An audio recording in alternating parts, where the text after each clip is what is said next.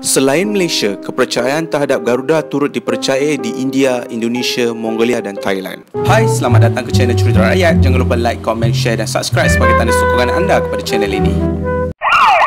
Kewujudan makhluk Garuda menjadi antara misteri yang membingungkan lantaran tercetus persoalan sama ada burung raksasa itu benar-benar wujud pada zaman dulu dan sudah pun pupus pada hari ini, atau ia sekadar mitos khayalan yang kekal meneliti sejarah. Sekiranya cerita Garuda hanya sekadar mitos, persoalannya mengenai hakikat kewujudannya menjadi semakin pelik lantaran mitos burung raksasa berkuasa mistik itu dipercayai dalam banyak budaya masyarakat berlainan negara, malah berasingan benua.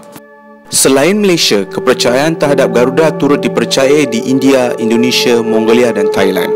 Malah ada kerajaan tertentu menjadikan burung raksasa itu sebagai simbol atau jata negara. Antaranya Indonesia, Thailand dan Mongolia. Seolah-olah makhluk itu memang pernah wujud di dunia ini dan dipercayai turun-temurun dalam budaya penduduk negara berkenaan.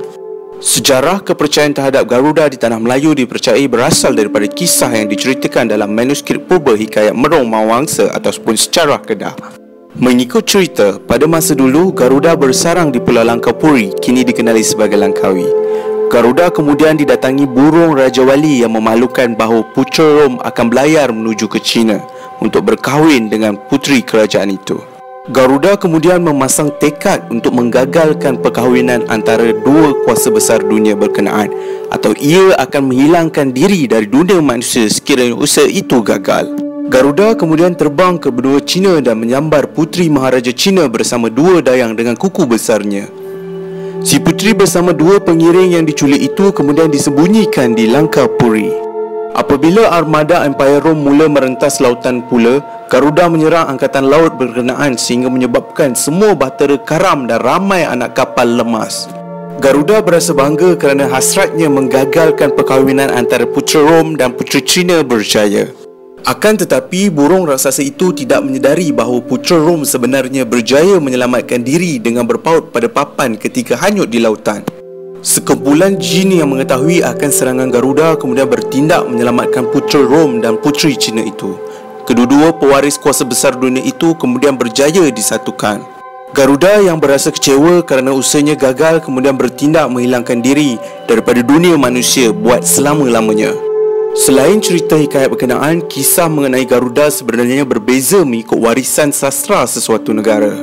Ada cerita yang menggambarkan Garuda sebagai seekor burung raksasa dan ada juga yang menggambarkannya sebagai burung tetapi memiliki tangan dan badan seperti manusia. Bagi Thailand dan India, kisah membabitkan Garuda dikaitkan dengan doktrin Buddha dan Hindu yang menjadi agama dominan di negara terbabit. Dalam ajaran Hindu, Garuda dikatakan haiwan tunggangan Dewa Vishnu. Manakala bagi doktrin Buddha, Garuda dianggap sebagai makhluk mistik yang bermusuh dengan naga. Misteri burung Garuda menjadi persoalan besar kepada pengkaji. Adakah burung raksasa itu benar-benar pernah wujud sezaman dengan dinosaur atau sekadar satu cerita dongeng rakyat semata-mata? Sekitar tahun 1784, fosil dinosaur bersayap pertama dikenali sebagai Pterosaurus telah dijumpai penyelidik. Kajian lanjut terhadap rangka haiwan purba itu kemudiannya mula membuka mata ramai pihak bahawa wujud haiwan terbang yang lebih besar daripada burung dan kelawar di dunia ini. Seterusnya, akhbar The Guardian pada Julai tahun lalu melaporkan penemuan fosil dinosaur terbang yang bersaiz besar serta memiliki 4 sayap di wilayah China. Fosil berusia 125 juta tahun itu dikenal pasti sebagai spesies dinosaur prasejarah terbaru yang ditemui saintis. Dinosaur dikenali sebagai Changyuraptor itu memiliki badan berbulu dan ekor yang panjang iaitu kira-kira 30 cm.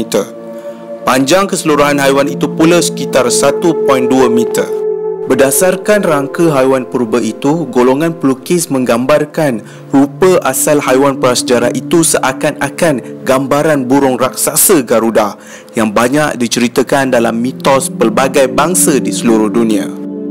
Bagaimanapun, tiada pengesahan dikemukakan para pengkaji berhubung kaitan antara mitos dengan penemuan dinosaur terbaru itu dan kajian terhadap fosil purba berkenaan masih dijalankan. Sama ada benar ataupun tidak, burung legenda Garuda menjadi sebahagian daripada cerita rakyat dengan pelbagai penceritaan dari zaman berzaman.